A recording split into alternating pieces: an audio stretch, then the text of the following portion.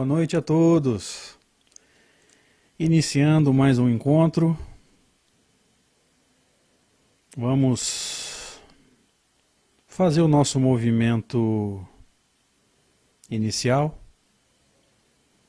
Aquilo que nós gostamos de chamar de interiorização. Vamos esquecer as situações externas e vamos fechar o máximo possível, não tudo evidentemente, mas o máximo possível, a nossa percepção do mundo exterior. Vamos tentar isolar o resto do mundo e agora é só a gente e o computador, ou o celular, tanto faz.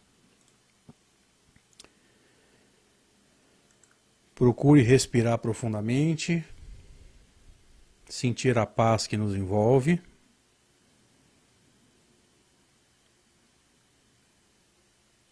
Certamente, se nós estivermos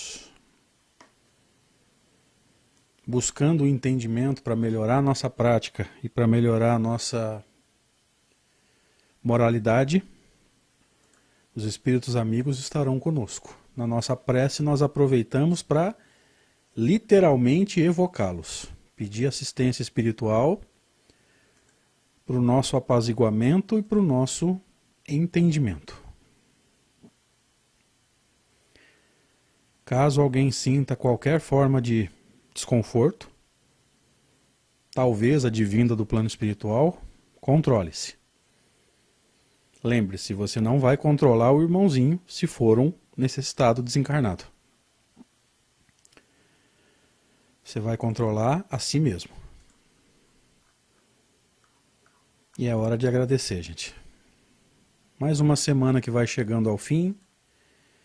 E mesmo com as dificuldades oriundas do progresso, do processo evolutivo cheio de obstáculos, mesmo com as dificuldades momentâneas, da chamada pandemia, nós estamos nos mantendo firmes. E isso é maravilhoso. Pelo estudo de hoje, Senhor, nós te pedimos o amparo a todos nós, o facilitador, aqueles que estão conosco acompanhando esse estudo, tanto no YouTube quanto no Facebook da Rede Amigo Espírita e nas outras casas, nas outras páginas que bondosamente transmitem o nosso estudo. Que juntamente aos espíritos amigos, todos de mãos dadas, nós possamos produzir um encontro que vale a pena. Que dê vontade de chegar logo próximo.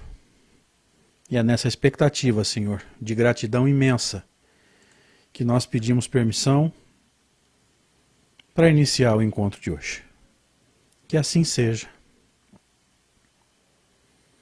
Graças a Deus. Bem-vindos, meus amigos. Vamos iniciando então mais um encontro para estudo da mediunidade, para estudo especificamente do Livro dos Médiuns, a obra máter em termos de mediunidade, pelo menos no planeta Terra, onde o estudioso que nós conhecemos como Allan Kardec sintetiza os seus estudos da mediunidade, cabendo a nós o esforço de entender que é uma síntese e desenvolver o raciocínio, ou seja, ser parte da semente para chegar à árvore, sem desmentir o alicerce, vamos dizer assim. Então é uma alegria para nós estarmos aqui. Agradeço a presença de cada um de vocês, a amizade principalmente, o carinho. Alguns estiveram conosco até menos de uma hora atrás, na palestra que nós fizemos pelo evento dos Amigos do Nordeste. Agradeço demais esse carinho que vocês têm pelo trabalho da gente. Sei que não mereço, sei que é bondade de vocês, mas mesmo assim eu agradeço. Como vocês estão vendo nesses caracteres aí embaixo do meu rosto, nós estamos iniciando hoje o 3º capítulo do Livro dos Médiuns. Lembre-se, nós ainda estamos na primeira parte, que tem 4 capítulos, portanto nós já fizemos metade dos capítulos, não dá para dizer metade do conteúdo, mas fizemos metade dos capítulos.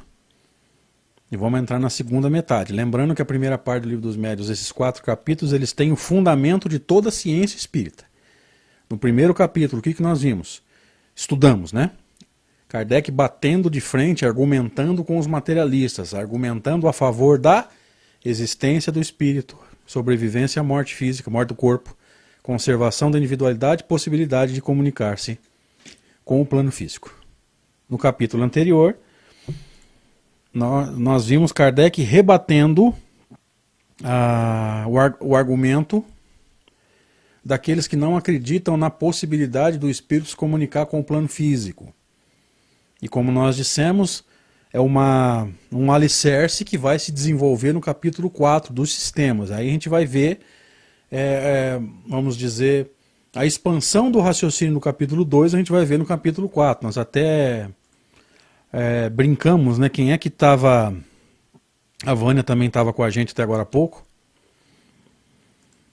Nós até brincamos, lembra? Quem é que está curioso pelo capítulo 4? E muita gente levantou a mão. A gente vai ver ali os sistemas, de que forma os contraditores do espiritismo argumentavam para desmentir a tese de Kardec, ou seja, a tese de que o espírito, atuando no plano físico, movimentava os objetos, as mesas, etc, etc, etc. E duas colocações muito importantes foram oriundas do capítulo anterior. Primeiro, que na verdade é uma colocação em duas vertentes. Primeiro, quando você quer pesquisar um fenômeno, a primeira coisa que você pesquisa é a causa. A segunda coisa é a lei ou as leis que regem o fenômeno. Então, quando você não conhece a causa e nem as leis, você diz que o fenômeno é sobrenatural, é contrário às leis da natureza. Quando você descobre as causas e as leis do fenômeno, o que era sobrenatural passa a ser natural. Que Kardec vai dizer que a comunicação dos espíritos com o plano físico, ou seja, a intervenção dos espíritos no mundo físico ou mundo corpóreo, nada tem de sobrenatural. Essa é a essência do capítulo, tá? Agora nós entramos no terceiro capítulo do método, como vocês estão vendo aí, o encontro 22. 22 encontros nós completamos hoje.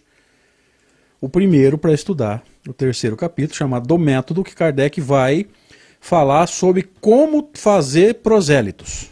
Ou seja, de que forma nós devemos agir para devagarzinho convencer as pessoas de que o espiritismo é uma realidade, que os espíritos existem, eles interagem com o plano físico.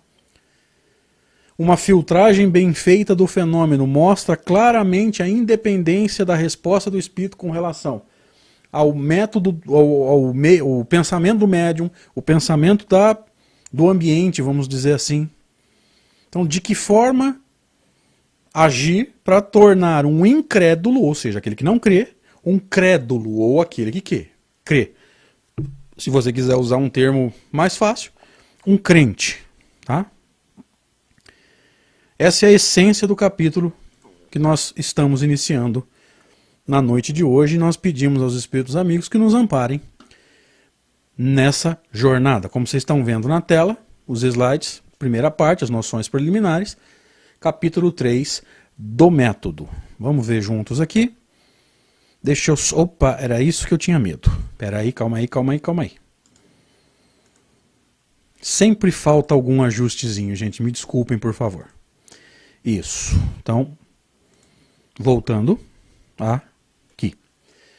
Como vocês estão acostumados já, nós estamos usando a tradução de Maria Lúcia Alcântara de Carvalho,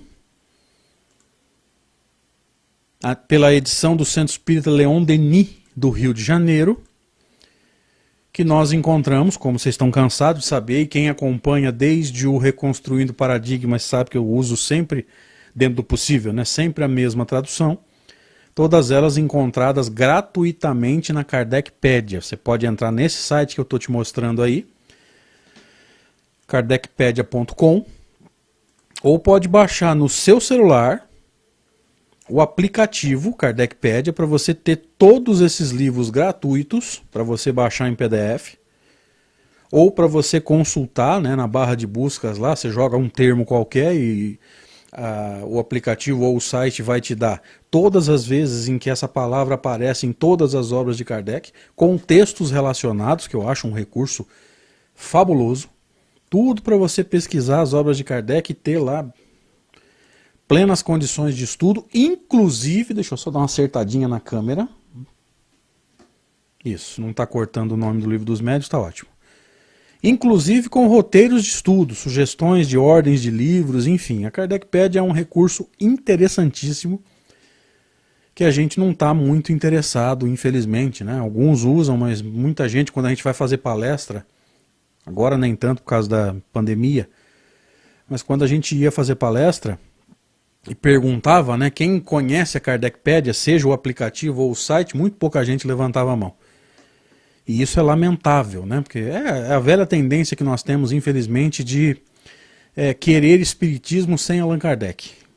E aí vira o que está virando aí, com o perdão da crítica, mas já criticando, porque vocês sabem o que eu penso. Tá? Eu acho que sem Kardec, praticar espiritismo e conhecer espiritismo, eu acho uma grande impossibilidade. Mas respeitamos todos os pontos de vista. Vamos agradecer a Rede Amigo Espírita. Antes que eu esqueça, né, meu querido amigo Zé Aparecido, que tem se desdobrado, e eu acompanho muito de perto o trabalho do Zé, os momentos em que ele tem dificuldade, chama a gente para, às vezes, para desabafar, para pedir uma opinião, e eu percebo que às vezes o Zé está com dificuldade para manter o trabalho acontecendo.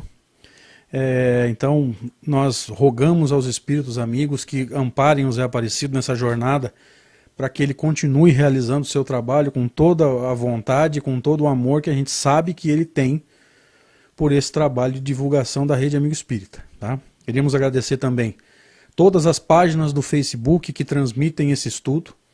Hoje me parece que iniciou também os nossos amigos de Varginha. Eu fiz uma live para eles, acho que foi semana passada. Meu querido amigo Zé Aparecido. Isso não é hora de esquecer o nome do cidadão, gente. Mas enfim, os meus amigos de Varginha sintam-se abraçados. Queria lembrar também, né, que eu tenho esquecido de agradecer os meus amigos, ao Zé Maria, lá de Varginha. Quase que eu esqueço. Não, o Zé é gente boa demais para eu esquecer o nome dele. Agradecer também os meus queridos amigos que nos acompanham pela página da Rádio Brasil Espírita. Faz algumas semanas que a gente acaba esquecendo de cumprimentá-los. Amigos da Rádio Brasil Espírita, perdão pelo meu lapso de memória, obrigado Márcio, que de alguma forma coordena o trabalho, por transmitir o nosso estudo toda semana, viu, gente? Desculpa ter esquecido de cumprimentar vocês. Aqueles que nos acompanham depois do estudo pelo YouTube, pelo SoundCloud, que é o servidor de áudio da Rede Amigo, pelo Spotify, que também compartilha os áudios da Rede Amigo, enfim. É uma alegria muito grande, gente. Que Deus abençoe muito cada um de vocês pela bondade. Vamos iniciar então o terceiro capítulo do Livro dos Médiuns. Eu vou precisar do primeiro feedback de vocês agora, gente. Nesse formato que eu estou mostrando aqui, vocês conseguem enxergar bem o livro? Primeiro feedback de vocês, por favor. Eu mudei um pouquinho. Eu usava o slide na tela toda e colocava a minha imagem num cantinho. Agora eu ponho o slide um pouco menor. Do jeito que está aí, vocês conseguem enxergar o texto? Por gentileza, me dá o primeiro feedback aí para eu saber se essa alteração agrada a vocês aí. Ótimo, então vamos em frente. Kardec diz assim no item 18, lembrando que o Livro dos Médiuns não zera os itens, né, a contagem de itens de um capítulo para o outro. Vendo? Nós estamos entrando no capítulo 3, nós estamos no item 18, portanto o 17 é o último capítulo, o último item do capítulo anterior. Nesse livro, Kardec não zera os itens, ok? Entendamos esse método de Kardec aqui.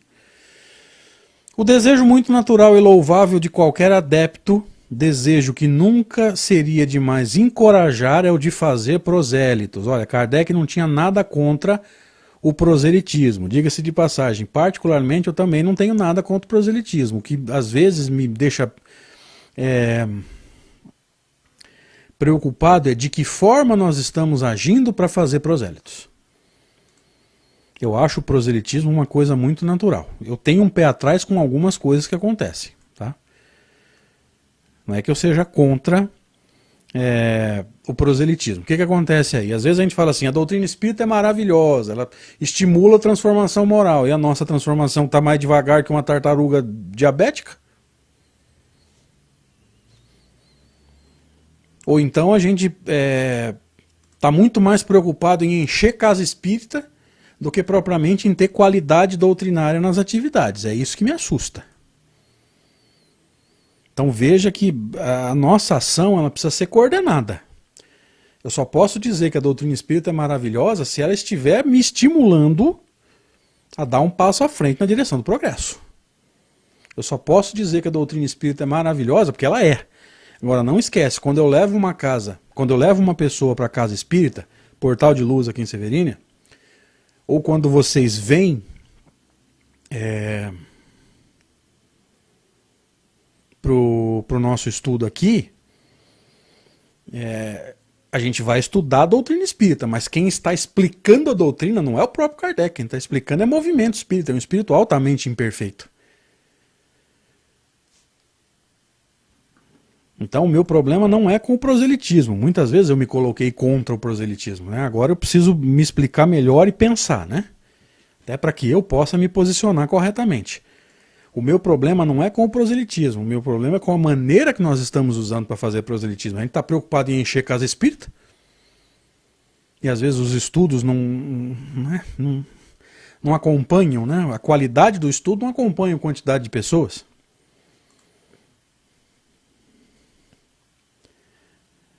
E esse eu não vou negar, esse problema eu tenho. Como é que eu posso dizer, não, venha para a casa espírita? Se tudo que eu estou estudando não estimula a minha mudança, mas eu não estou mudando. Eu gostaria que cada um de nós pensasse nisso. Eu estou querendo trazer as pessoas para a doutrina espírita ou para o movimento espírita, eu estou querendo que as pessoas frequentem o Portal de Luz, eu estou querendo que as pessoas venham assistir o nosso estudo aqui. Para quê? Olha lá para o fundo de você mesmo, aquilo que as ciências do comportamento vão chamar de inconsciente, e faz essa pergunta para você mesmo agora. Você está querendo encher a tua casa espírita por quê? Será que nós estamos cometendo o mesmo erro das religiões aí, que tem muito mais gente do que as casas espíritas? Lotar as igrejas e só para falar que está cheio, que a casa é grande, aí a gente poderia enveredar por vários caminhos de interpretação. Todo mundo sabe que, infelizmente, uma parte do movimento espírita tem essa megalomania, né? Toda casa espírita, toda não, mas a maioria das casas espíritas pequenas sonha em ser grande. Para chegar lá na frente grande e perder o controle da situação. Então esse é um primeiro momento de reflexão, tá? Kardec está dizendo que é natural, que é normal, olha lá, desejo muito natural e louvável de qualquer adepto, desejo que nunca seria demais encorajar ou de fazer prosélitos. Tá? Como eu já me posicionei contra o proselitismo, aqui eu estou revendo o meu conceito, inclusive, admitindo meu erro, mas encorajando o pensamento. Nós estamos querendo encher o nosso estudo de gente, ou encher a nossa casa espírita de gente, com que objetivo? Por quê? Ok? Então Kardec diz que é muito natural. Tá? Tendo em vista facilitar-lhes a tarefa a que nos propusemos examinar aqui, o caminho que nos parece mais seguro para atingir esse objetivo, a fim de poupar-lhes esforços inúteis. Todo mundo percebeu, gente, que nesse primeiro parágrafo, nesses dois trechos, né, primeiro slide com dois trechos, como vocês disseram, vocês perceberam que aqui ele está sintetizando o objetivo do capítulo inteiro? Mais alguém percebeu isso? Pode me ajudar no chat, aqueles que desejarem, claro.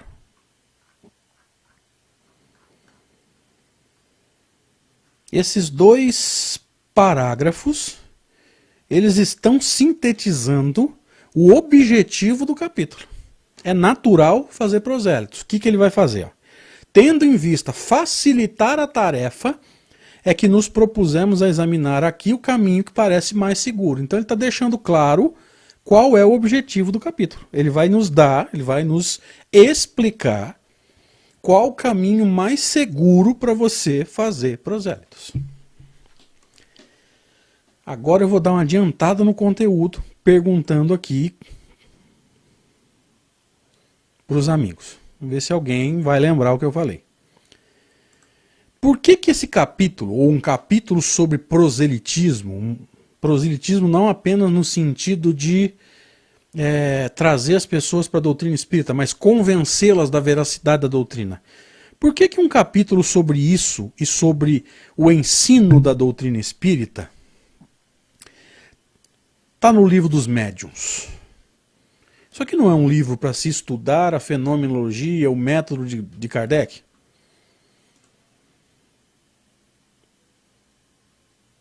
Por que esse capítulo sobre proselitismo, não no sentido vulgar do termo, depois nós vamos ver o que é o proselitismo para Kardec, conforme a gente for estudando o capítulo, mas por que um capítulo sobre proselitismo está no livro dos médiuns, se é um livro para se estudar fenomenologia, o médium? Os espíritos já foram estudados no livro dos espíritos. As leis que regem cada fenômeno, por que esse capítulo está no livro dos médiuns? A Cacá está parcialmente certa, porque é a essência da ciência espírita. Sim, concordamos. Vamos entender isso. Eu vou até atropelar, tá? Eu vou dar a síntese do capítulo, depois nós vamos fazer o nosso movimento de busca da informação.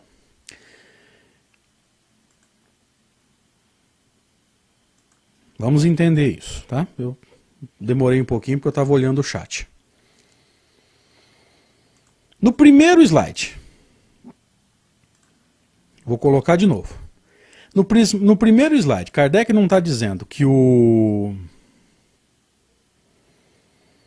objetivo do capítulo é ensinar a fazer prosélitos?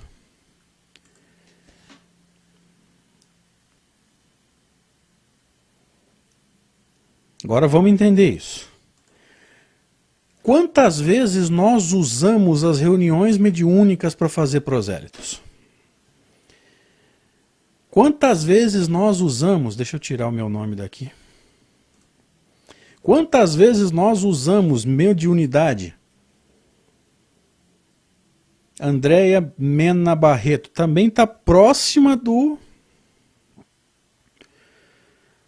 de entender o objetivo. Está próxima. Quantas vezes nós usamos o fenômeno mediúnico como forma de proselitismo?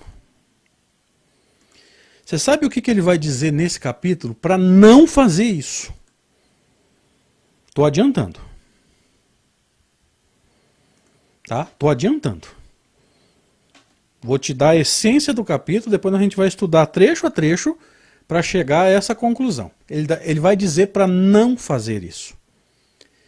Ele vai dizer que o fenômeno não deve ser usado no processo de conquista de prosélitos. Que o que faz a força da doutrina espírita é a força da sua filosofia. Então eu já estou adiantando o capítulo. E agora a gente vai estudar trecho a trecho. São 214 slides, tem estudo pra caramba.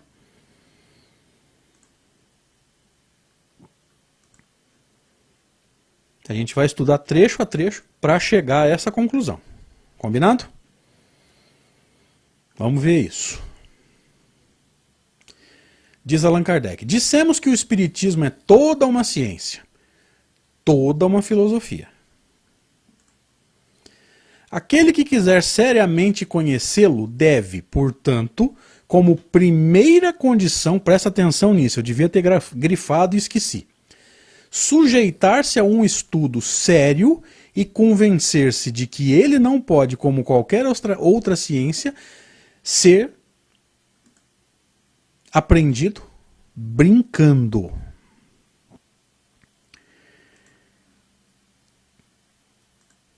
Junta as informações agora. Se o objetivo do capítulo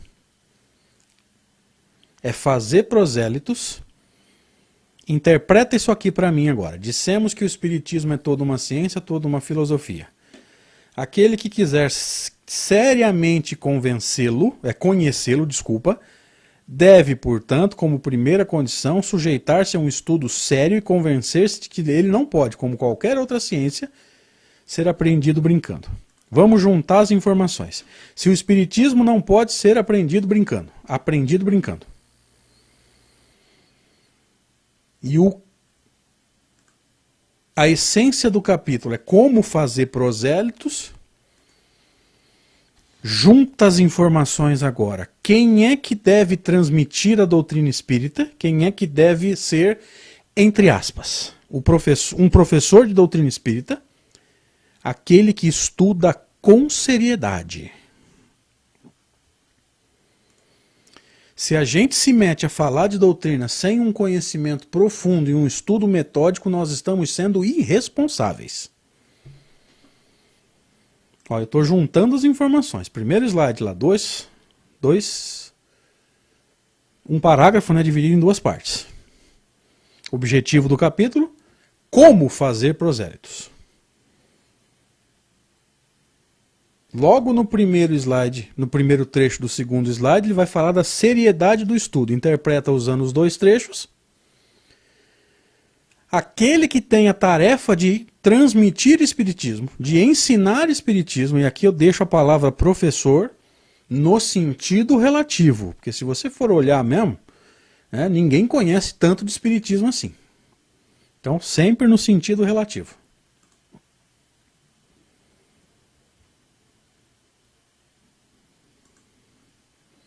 Aquele que vai ensinar espiritismo, aquele que vai ministrar um curso, ministrar um estudo, uma palestra, tem que estudar com seriedade. Pode ler o texto de novo se você quiser.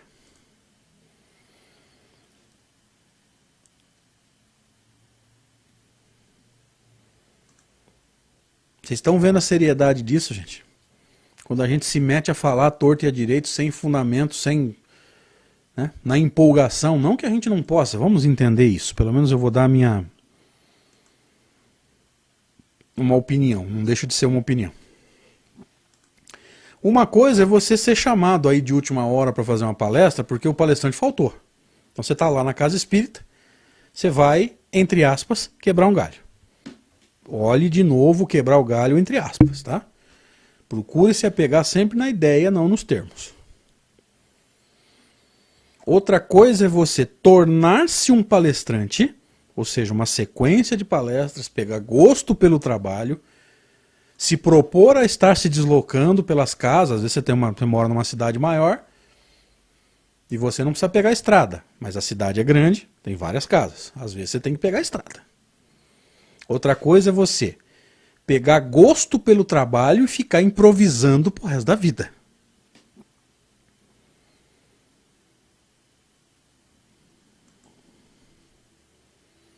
Ok? Uma coisa é você ser convidado meio de última hora, o palestrante não veio, você está lá na casa, preparado para fazer a prece inicial. Quem que vai fazer a palestra? O cara não veio. Você assumir de última hora. Ok. Agora, outra coisa é você tomar gosto, se propor a ser um expositor, né, a fazer palestra com frequência e continuar nesse improviso. Não, aí não dá.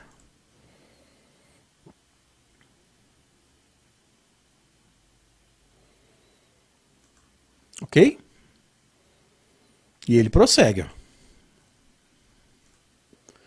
O Espiritismo, já o dissemos, aborda todas as questões que interessam à humanidade. Seu campo é imenso e é principalmente pelas suas consequências que devem encará-lo. Sem conhecer isso, meu amigo, entrar num trabalho de exposição, de palestra, de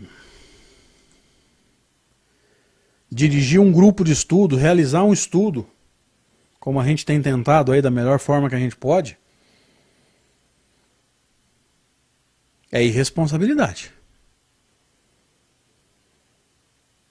E eu não estou dizendo que as pessoas que se preparam bem para estudar são infalíveis, gente. Não somos. Tá? Não somos.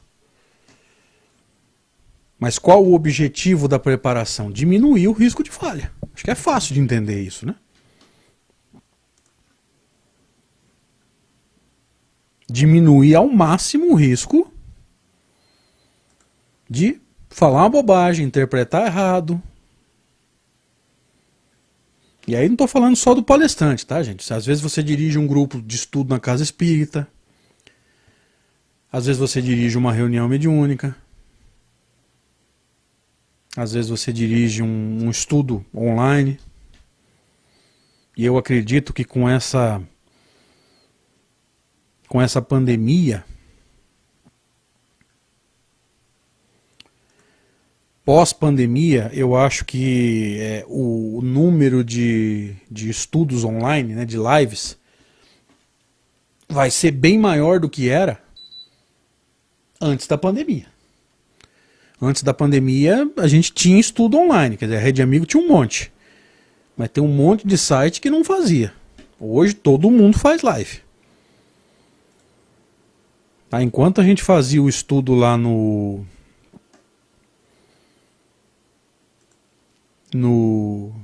evento dos amigos do Nordeste,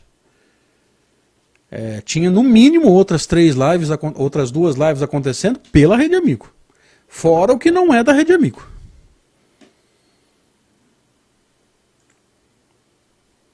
Então veja, hoje você consegue dirigir um estudo sério, se você for sério, né, e tiver e intentar e quiser ter profundidade, hoje você consegue dirigir um estudo sério sem sair de casa. Olha a facilidade que a internet nos dá. Mas isso não pode gerar comodismo, tá, gente? Não, já que eu não vou sair de casa, vem com qualquer roupa, com qualquer palestrante.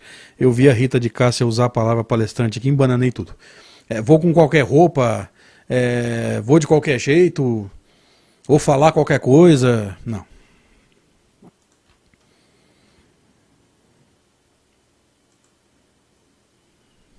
Eu espero que essa reflexão de início de capítulo esteja chamando a nossa atenção para a seriedade disso. Não se esqueça, meu amigo, minha amiga, que você pode ter, assistindo o seu estudo, você pode ter assistindo o seu estudo na casa espírita, assistindo a sua palestra numa casa espírita, você pode ter uma pessoa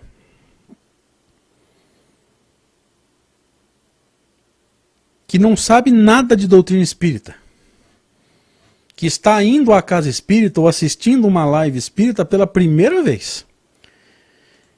E ela tem 99% de chance de não saber a diferença entre doutrina e movimento. Então, se você, expositor, eu, expositor, falarmos uma bobagem, criticarmos os outros, criticarmos a religião dos outros, corre o risco da pessoa pensar que aquilo ali é doutrina espírita.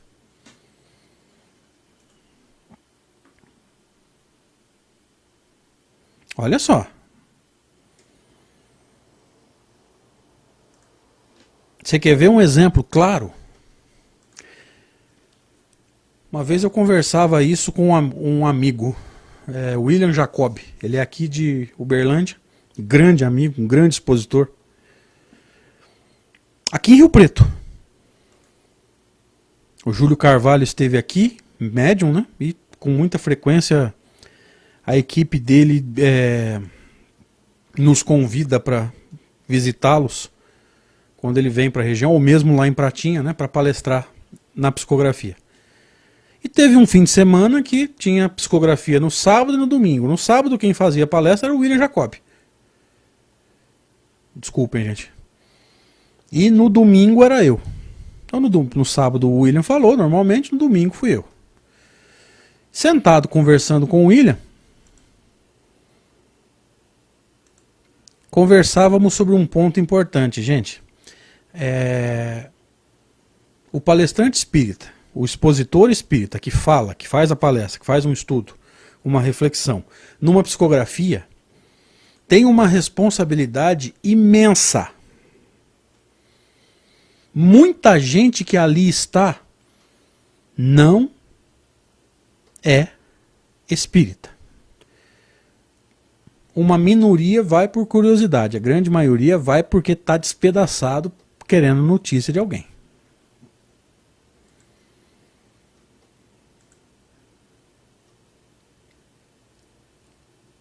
Então a pessoa não sabe nada de doutrina espírita, nem é espírita muitas vezes, está sentado lá e você vai fazer a palestra. Imagina se você fizer uma brincadeira boba, imagina se você fizer uma colocação fora de contexto. Outra coisa que eu acho um absurdo, uma pessoa chegar numa casa espírita com dificuldades emocionais, porque está com a vida destruída, talvez perdeu um parente, né? Evidentemente perdeu no sentido físico, mas dá para entender a ideia.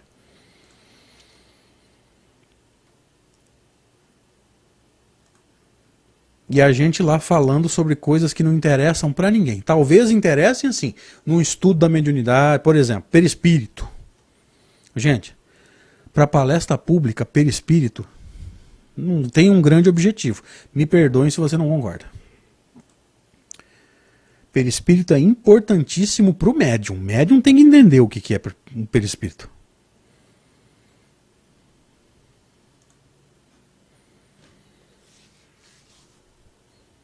Grupos de estudo têm que entender o que é perispírito. Eu acho perispírito para palestra pública um negócio meio sem pé nem cabeça.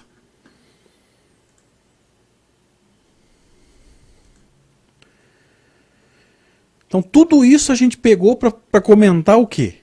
Kardec falando da seriedade daquele que transmite, lembra?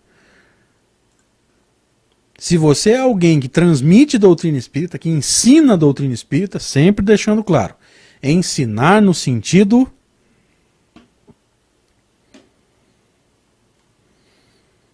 relativo, não no sentido absoluto. Não que a pessoa... Esse é o sentido relativo da palavra professor, tá, gente? Professor não é quem sabe tudo. Professor é aquele que estuda mais do que os outros, em tese. Então entendam aí que a palavra professor está no sentido relativo. Aquele que ensina espiritismo, aquele que transmite conhecimento espírita, tem que ter seriedade, tem que gostar de estudar. Tá? Deixa eu ver aqui, Maria e Nilza pergunta. Uma pessoa que não seja médium pode ser palestrante ou dirigente de uma casa espírita? Se não puder, Maria e Nilza, eu não sei o que eu estou fazendo aqui. Eu não tenho nenhuma mediunidade ostensiva, acho, né? Se a resposta for não, então alguém segue no meu lugar aí. Eu fiz 22, alguém faz os outros dos 200, 300, sei lá. Ok? Claro que ela está falando médio no sentido ostensivo, né? Ou seja, quem tem as faculdades mais afloradas. Acredito que seja isso, porque médiums, no sentido mais geral, todos nós somos. Ela está usando o sentido específico, acredito eu. Se não puder, então eu estou fora. Ok? Pode? Pode. Formar um palestrante, gente, não é os requisitos de um bom palestrante. Entre eles não está a mediunidade. Embora a intuição seja muito importante, tá? E é uma faculdade, entre aspas, né? Intuição, inspiração, enfim, dá para captar o que vem de fora, os espíritos podem nos ajudar na hora da palestra. Se você me permitir falar quais são os requisitos de um bom palestrante, eu sintetizaria em 2. Conhecimento doutrinário e didática. Tem que saber, mas tem que saber passar. Tem que conhecer a doutrina, mas tem que saber passar. Se você pedir a minha opinião, embora ninguém tenha pedido, eu sintetizaria nisso, tá? Mas vamos voltar para o foco aqui, senão a gente vai ficar falando como se fosse um curso de palestra. Nós estamos falando sobre a divulgação da doutrina com o objetivo de fazer prosélitos, tá? Kardec diz assim, a crença nos espíritos forma-lhe, sem dúvida, a base. Mas ela não é mais suficiente para fazer um espírita esclarecido. Como a crença em Deus não basta para se fazer um teólogo. O que está dizendo aqui?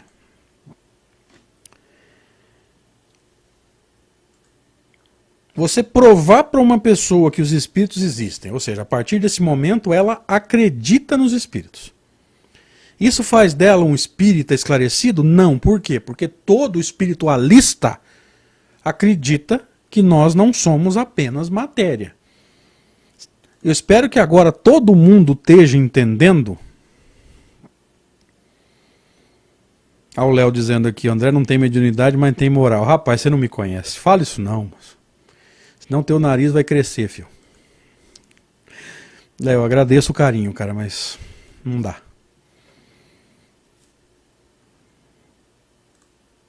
O fato de você conversar com uma pessoa e ajudá-la a entender que os espíritos existem faz dela um espírita esclarecido? Não. Por quê? Porque acreditar que nós não somos apenas matéria, e que esse algo que não é matéria sobrevive ao corpo, isso não é coisa de espírita. Os espiritualistas também acreditam nisso. Olha só. Vocês estão vendo a profundidade disso, gente? Gente, os católicos também acreditam nos espíritos. Eles sabem que eles não são apenas matéria. Eles também acreditam na sobrevivência. Não tem profundidade, mas acreditam na conservação da individualidade. Só que para eles ou vai para o céu ou vai para o inferno.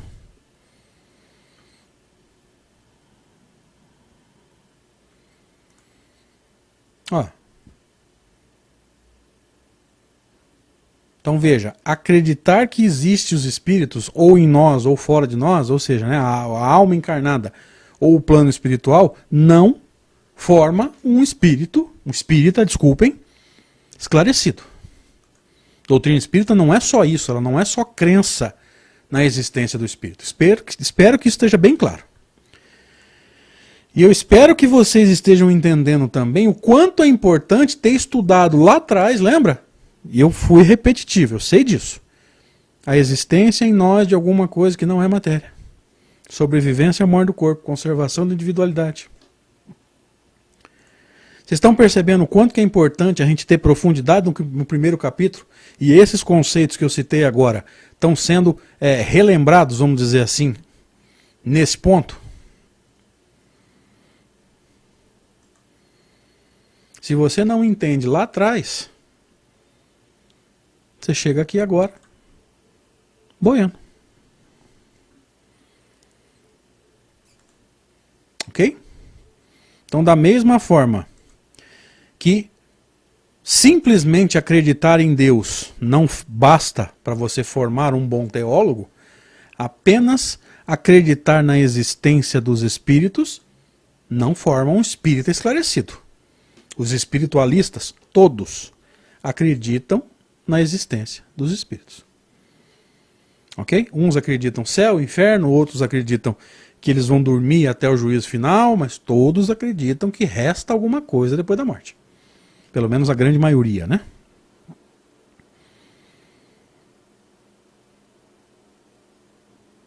Olha a Débora de Marco dando um passo na direção do entendimento. Ó. Agora entendi porque se fala na introdução do Livro dos Espíritos sobre espiritualismo e espiritismo. Ó. Tá montando o quebra-cabeça, Débora. Muito bom. Parabéns. É isso que a gente espera. A gente espera colaborar com vocês no nosso movimento de encontrar as peças do quebra-cabeça. Aí a gente vai tentar montar.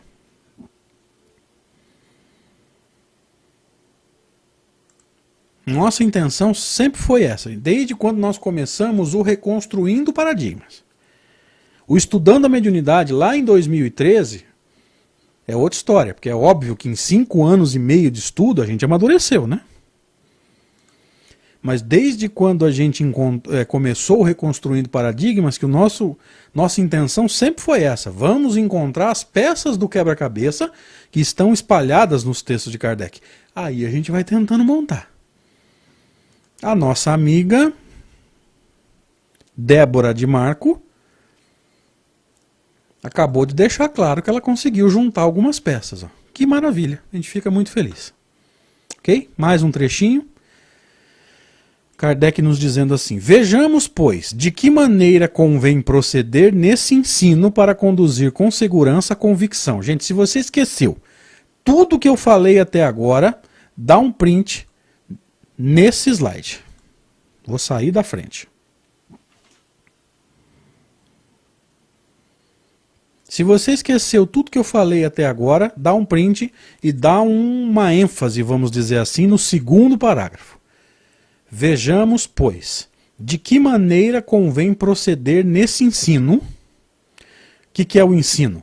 A formação de um espírita esclarecido para conduzir com mais segurança a convicção. Ou seja, de que forma nós precisamos agir para diminuir o risco de erro. O que é o erro? É você ensinar errado ou a pessoa entender errado. Quanto mais didática a sua exposição, menor a chance da pessoa entender errado. Você vai zerar a chance da pessoa entender errado? Não. Por mais que você seja didático, por mais que você facilite, você não sabe em que nível a pessoa está. E às vezes ela tem um nível bom, mas no dia da palestra, no dia do estudo, ela não está totalmente centrada, ela está meio fora do eixo. Acontece com a gente. Acontece, nós somos humanos. Por isso que eu não consigo falar em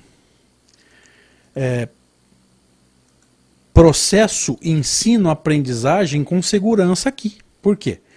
Porque nós não estamos avaliando vocês. E nem é esse o objetivo. Processo ensino-aprendizagem, queridos, ele envolve avaliação. Por isso que nos últimos estudos, salvo engano, semana passada, eu até brinquei, deixa eu avaliar esse povo um pouquinho. E perguntei, gente, como é que o que nós chamamos de ectoplasma, como é que Kardec chama? Não, contrário, né? O que Kardec chama de fluido animalizado? Como é que o movimento chama? O que Kardec chama de aparição? Como é que o movimento chama? Tá? Como não tem como a gente fechar o ciclo ensino-aprendizagem através de uma avaliação, a gente está sempre tentando, gente, vamos estudar com seriedade. É o que a gente pode fazer, estimular. Agora, você quer se avaliar, e isso é importante, toda vez que você for assistir uma palestra, se você estiver 100% atento, você vai estar assim, isso aqui eu já ouvi falar, isso aqui eu já ouvi falar, opa, isso aqui eu não concordo. Kardec diz lá no livro que é diferente. Esse é o processo de autoavaliação.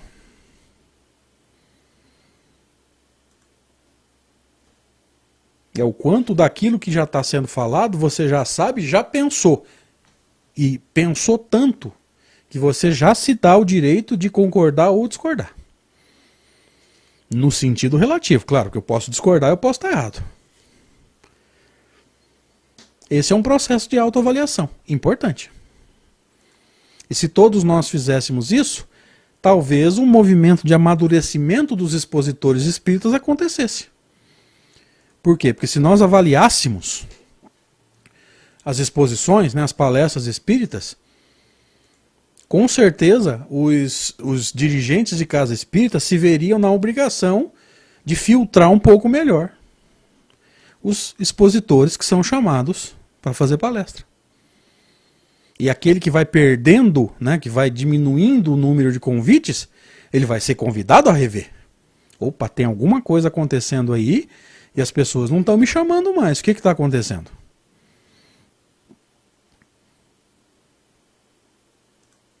Olha a importância disso, gente. Porque o expositor espírita, ele tem que estar se avaliando sempre. Por exemplo, desculpem aqui o desabafo, eu tenho plena consciência de que, eu não me lembro se foi a 17 e a 18, nós estamos na 22. Vocês vão ver agora aqui. Ó, aula 22. A aula 17 e a aula 18 foram muito ruins, eu tenho plena consciência disso. E eu saí altamente insatisfeito. Da 19 até agora eu já senti mais firmeza, eu estava mais... Mas eu tenho plena consciência disso. É o Jean Ferraz nos ajudando aqui também. Ó. Os que dão preparação mediúnica, também precisam estar bem preparados. Concordo, João. Obrigado.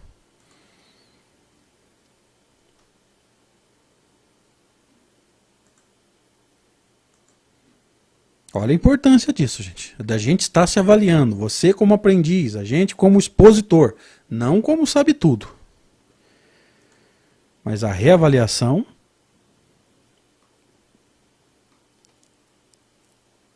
a autoavaliação é muito importante. Ok?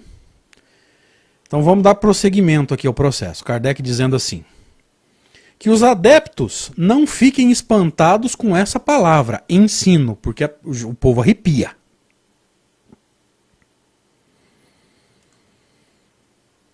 Ô gente, se eu me preparo, conheço o livro dos médiuns, não bem, mas conheço. Me preparo e venho aqui, não é uma forma de ensino? Não dá para falar em processo ensino-aprendizagem, porque eu não consigo uma avaliação. Vocês me dão um feedback assim, superficial. Mas é um ensino no sentido de transmitir conhecimento. Eu só não tenho como aferir o quanto vocês absorveram.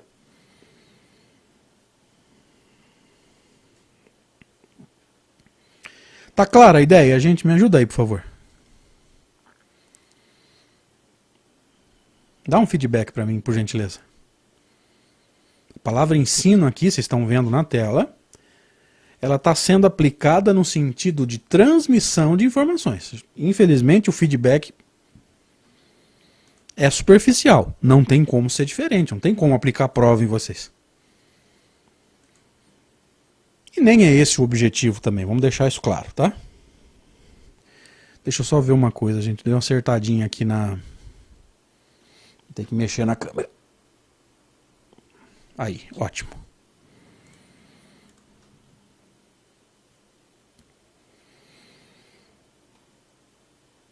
Então vamos fechar o raciocínio. O que Kardec está chamando de ensino? A transmissão de conhecimento, tá? O retorno, o feedback, a avaliação do quanto vocês aprenderam não tem como fazer. Você se autoavalia. Tá? Eu não sei porquê, mas me veio no pensamento agora, cuidado nesse processo de autoavaliação para a gente não mentir para a gente mesmo. Por isso que eu estou admitindo. Eu não gostei da explanação que eu fiz nas aulas, se eu não me engano é 17 e 18.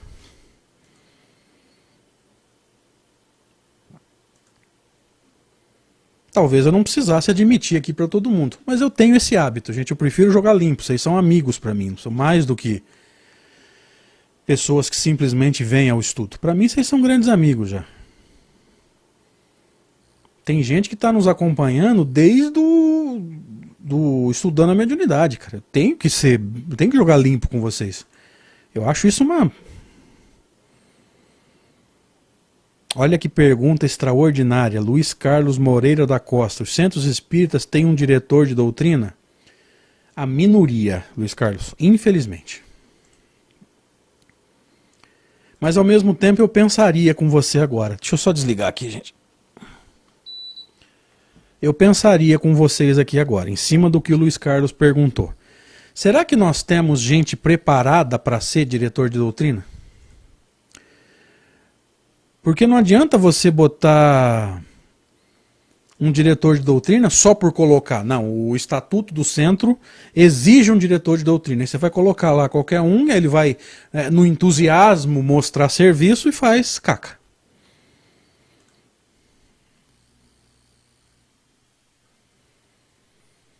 Tá? Então eu estou pegando a pergunta do Luiz Carlos e dando uma extrapolada aqui, reflexiva, tá? Nunca como verdade, como reflexão.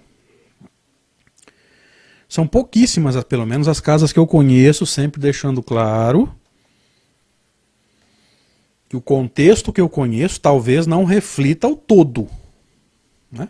Lembra? A amostra tem que refletir o todo. Se a amostra que eu conheço, ou seja, centenas de casas que eu conheço, Estado de São Paulo, alguma coisa no Rio, alguma coisa em Minas, reflete se essa amostra, essas casas que eu conheço, refletem o todo, então eu poderia dizer que uma minoria tem diretor de doutrina.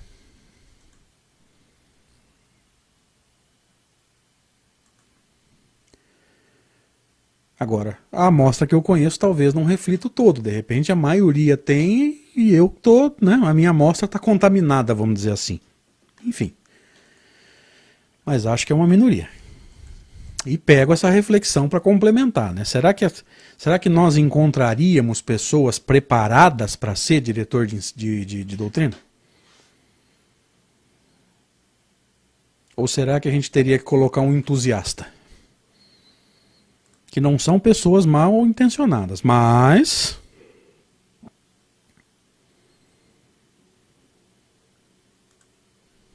nem toda pessoa bem intencionada faz as coisas certas, né? Ok? Ah, tá. Luciene Cruz, qual a função do diretor de doutrina? Eu não sei exatamente, Luciene, você me perdoa, inclusive, tá? Mas se nós fôssemos assim didáticos, a gente teria que dividir, né, a diretoria da casa, presidente, vice, secretário, e abaixo deles duas diretorias, diretor de doutrina e diretor assistencial. O diretor de doutrina vai cuidar de toda a parte doutrinária, estudos, reunião mediúnica, passe, curso de mediunidade, todas as reuniões de estudo, palestras, tudo centralizando nele. Ele não vai fazer sozinho, mas ele vai cuidar de tudo. Então tem alguém para cuidar, convidar os palestrantes. Tem alguém responsável por coordenar o grupo de estudo de Evangelho, grupo de estudo de Livro dos Espíritos, entendeu? Cada atividade tem um coordenador e o diretor de doutrina supervisiona tudo. Diretor assistencial, mesma coisa. Galera da sopa, galera da cesta básica, galera que cuida de gestantes. Cada atividade tem o seu coordenador, que é uma coisa que eu tento bater aqui em Severina, mas eu não consigo fazer. Cada atividade tem o seu coordenador. E o diretor assistencial supervisiona tudo. Ok? Tá claro, Luciane? Na hora que você puder, me dá um retorno aí, por favor. Então vamos voltar aqui para o texto. Que os adeptos não fiquem espantados com essa palavra, ensino. Tá? Transmitir doutrina espírita, aliás, transmitir informações, é uma forma de ensino. Só não tem o feedback, né? A avaliação, o retorno. Não existe apenas o ensino que é dado do alto da cátedra ou da tribuna. Há também o da simples conversa. Gente, depois vocês perguntam por que eu sou fã de Kardec, né?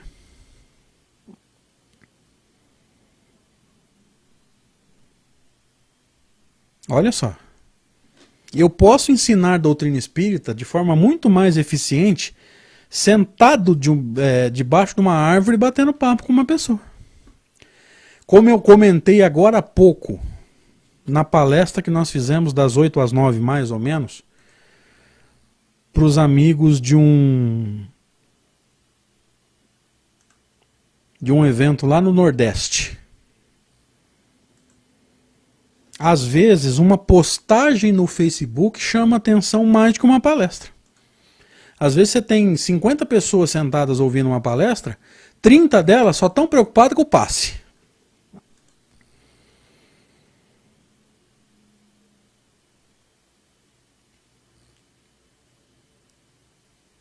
E às vezes você posta no Facebook, chama a atenção de uma pessoa. Como aconteceu, eu contei na palestra agora há pouco, acho que eu já contei aqui também, que eu tenho, né? Tenho feito pouco, não posso negar. Mas eu tenho o hábito de fazer um trabalho de postagem no Facebook escrito assim, refletindo com Allan Kardec. Aí eu ponho o texto, né? Por exemplo, Livro dos Espíritos, livro 2, capítulo 10, o nome do capítulo, pergunta tal. E coloco lá, pergunta e resposta. E um belo dia eu chego para trabalhar na secretaria da escola. Um ex-aluno meu, ô André, tudo bem? Ele estava trabalhando com informática, estava mexendo nos computadores, rede de internet. E virou para mim e falou assim, André, eu sou de família protestante, meus pais frequentam a igreja tal, mas as coisas que você posta sobre o espiritismo têm muita lógica, fazem muito sentido para mim, ó. Postagem no Facebook, gente, uma coisa totalmente despretensiosa. Às vezes a gente perde a oportunidade de postar uma coisa lógica, que esclarece, num Facebook, num Instagram. Posta e deixa, desencana. Linguagem moderna, tá? Linguagem dos jovens. Desencana. Não esquenta com quantos viram, quantos curtiram. Gente, isso é bobagem. Às vezes a pessoa curtiu e nem leu direito. Esse ex-aluno não pode curtir. Família protestante. Se ele curtiu uma postagem espírita, coitado dele.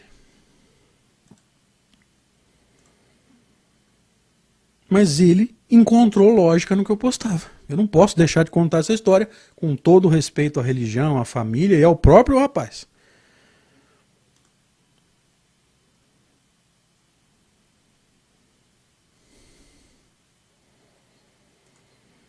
Às vezes, gente, uma conversa debaixo de uma árvore, no alpendre, varanda, tá? Alpendre, varanda, mesma coisa. Para descontrair. Tomando um café, convence mais do que uma palestra. Tem um caso extraordinário, uma cantora do movimento espírita, uma pessoa extraordinária, eu não vou citar o nome porque ela não me autorizou. Segunda vez que eu fui ao Instituto Espírita do Amor do Júlio Carvalho, primeira vez eu fui com o Zé Aparecido, novembro de 2017, um mês antes do meu pai desencarnar. Fui com o Zé Aparecido, dia de finados. Não fui para fazer palestra, fui acompanhar o Zé. Carrega a câmera para lá, mesa de som para cá, fui por causa disso. Beleza. Em maio do outro ano eu voltei pro aniversário do Instituto. Aí eu fui para fazer palestra. E tinha uma grande cantora do movimento espírita, uma pessoa que eu tenho um carinho imenso. Desculpa, gente, eu não posso citar o nome. Ela não me autorizou. Que não teria nada demais. Mas ela não autorizou. E estava com o marido. Então, senta, toma um café, almoça junto.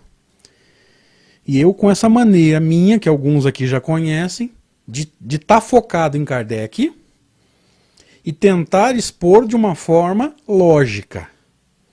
Não é só Kardec, tentar expor de uma forma lógica. De uma forma que as pessoas acompanhem o meu raciocínio. Um belo dia ela me chama aqui no Facebook Messenger e fala assim, ó, meu marido não me acompanhava nas palestras espíritas, mas ele ficou impressionado com a sua maneira de expor a doutrina espírita, ele está mais interessado agora. Então eu não estou contando essa história para me gabar. Estou dizendo que a gente consegue tocar corações quando a gente menos espera, quando a gente for falar daquilo que a gente gosta, já que nós estamos falando aqui de doutrina espírita. Que a gente fale com o coração. Ou seja, isso aqui está direcionando o meu progresso, está literalmente salvando a minha vida. Não apenas a encarnação, mas a vida do espírito imortal. Que a gente fale com sabedoria, com o coração. Que a gente pode ajudar alguém a encontrar um caminho. Esse caso foi extremamente marcante. Eu lembro que eu dei um print e mandei para o Desaparecido. Tão feliz que eu estava. Ok? Então vamos voltar aqui. Não existe apenas o ensino que é dado do alto de uma cátedra, evidentemente aqui ele está falando da escola, né, do ensino superior, ou da tribuna. Há também o da simples conversa.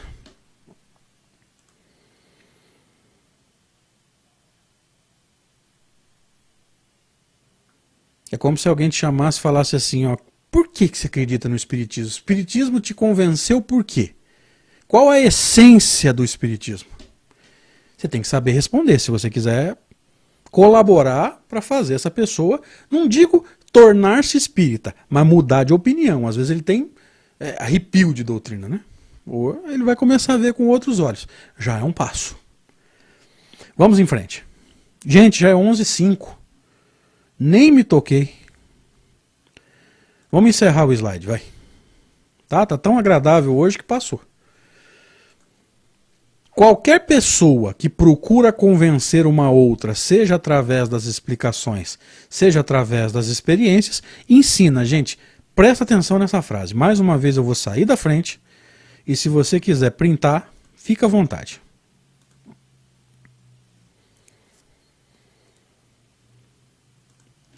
Veja que o conceito de ensino para Kardec não é daquele que sabe tudo. É daquele que passa o pouquinho que sabe. Qualquer pessoa que procura convencer uma outra, seja através de explicações, teoria, lógica, didática, seja através das experiências, ensina. Vocês estão percebendo que o conceito de ensino para Kardec ele é diferente?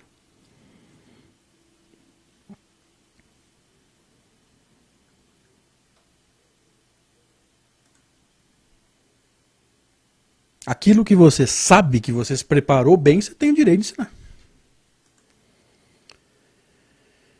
Ensinar de forma catedrática? Não. Um bate-papo às vezes. Vocês perceberam que Kardec está direcionando bem esse movimento de criar, né, de fazer prosélitos? Criar não, fazer prosélitos? De que forma eu devo proceder, às vezes, para quebrar o gelo de uma pessoa com relação à doutrina? Para fazer com que a semente da doutrina vare uma camada de pedra no coração. Então não pensem que a gente veio aqui, gente, para discutir de que forma tem que ser feita uma palestra, é mais assim, é mais assado. Por favor, não vamos sair com essa impressão. Tá? Isso aqui não é um curso para palestrantes. Mas Kardec está focando em como transmitir a doutrina espírita, o conhecimento espírita, o ensino espírita, de forma a fazer uma pessoa que não acreditava passar a acreditar. Vai se tornar espírita? Não sei. Mas pelo menos mudou a maneira de ver. Lembre-se. Antes de jogar uma semente, você tem que, no mínimo, fazer um buraco. Se a pessoa não acredita em doutrina espírita, é como se não houvesse o buraco ainda. Primeiro faz o buraco, depois joga a semente. Num contexto maior, antes de semear, você tem que arar a terra. Ok? E para encerrar o estudo de hoje, o que desejamos é que o seu trabalho dê frutos, e é por isso que acreditamos dar alguns conselhos que poderão aproveitar, igualmente, aproveitar os que quiserem se instruir por si mesmos. Kardec pautado na experiência dele. E eu já vou adiantar de novo. Vou adiantar de novo. A experiência de Allan Kardec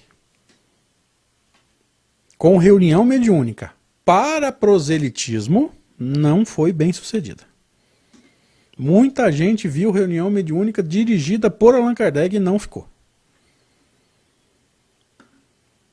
Agora vocês estão entendendo por que esse capítulo está no Livro dos Médiuns. Ele vai deixar isso claro. Eu já adiantei a conclusão para a gente ir entendendo e construindo. Não é com reunião mediúnica que se constrói um seguidor de doutrina espírita. É pela lógica da filosofia. Último slide. Eles aqui encontrarão um meio de atingir mais seguramente com maior presteza o objetivo. Que objetivo? Construir um conceito. Que conceito é esse? O Espiritismo tem razão, mesmo que ele não se torne espírita. Em que o Espiritismo tem razão? Vamos lembrar, desculpa a repetição. Em nós existe alguma coisa que não é matéria. Esse é alguma coisa que não é matéria, sobrevive à morte do corpo. Conserva a individualidade e pode se manifestar no plano físico, manipulando objetos ou até usando diretamente o médium, que são as comunicações inteligentes. Ok? Para fechar, nós não viemos aqui para ensinar a dar palestra. Eu espero que não aconteça essa confusão. Não, o palestrante tem que fazer assim, tem que fazer assado. O capítulo não é sobre palestra, o capítulo é sobre proselitismo, de que forma proceder para ajudar as pessoas a entenderem melhor a doutrina. Que caminho eu devo percorrer para que eu facilite esse processo de fazer uma pessoa que não acredita começar a acreditar. Vai se tornar espírita? Não sei, mas pelo menos mudou a maneira de entender, ok? Muito obrigado, gente. Obrigado mais uma vez pela presença de vocês, pelo carinho de sempre. Eu não me canso de agradecer a bondade, o carinho.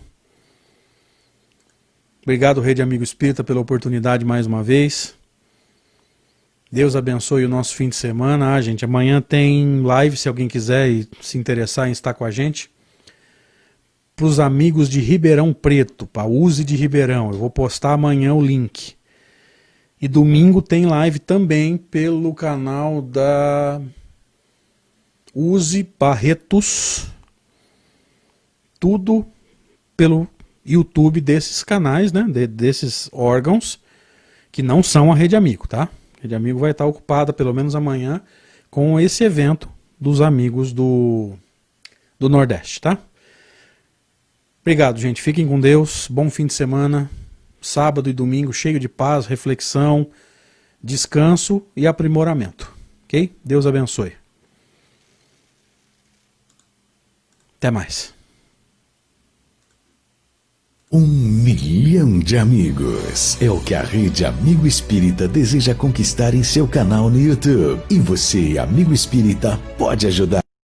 Convide 5 amigos para se inscreverem em nosso canal e ligarem o sino de alerta. Além de atingir a meta de 1 milhão de amigos, todos serão sempre avisados de novos vídeos e transmissões ao vivo no YouTube. Acesse agora raitv.com.br. Rede Amigo Espírita, divulgando, instruindo e unificando.